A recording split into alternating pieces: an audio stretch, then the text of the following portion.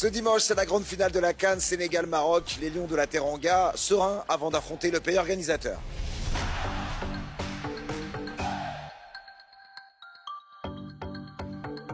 C'est logique de retrouver le Sénégal à Rabat, la force tranquille du continent qui a réalisé un parcours sérieux avant d'éliminer le Soudan, le Mali et l'Égypte pour se hisser jusqu'en finale. La troisième en 4 éditions, signe de la régularité impressionnante des Lions de la Teranga. Non, ouais, je pense que ça compte. Je pense que les gens qui ont participé à ces 3 finales, je pense qu'ils auront l'expérience pour nous les plus jeunes, pour nous donner des conseils. Et je pense que ça va aider pour demain. Ils vous disent quoi justement?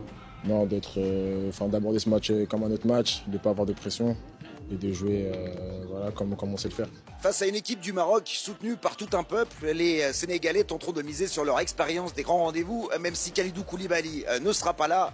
Le capitaine manquera la finale comme en 2019 et en 2022.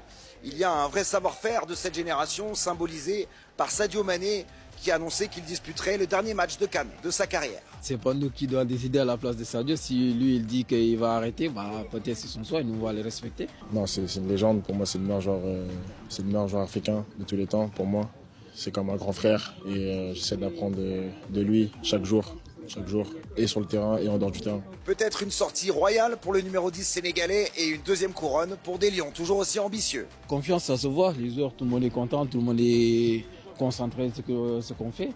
On sait que ça va pas être un match facile, mais comme je l'ai dit, on va les prendre au sérieux, les préparer comme il faut.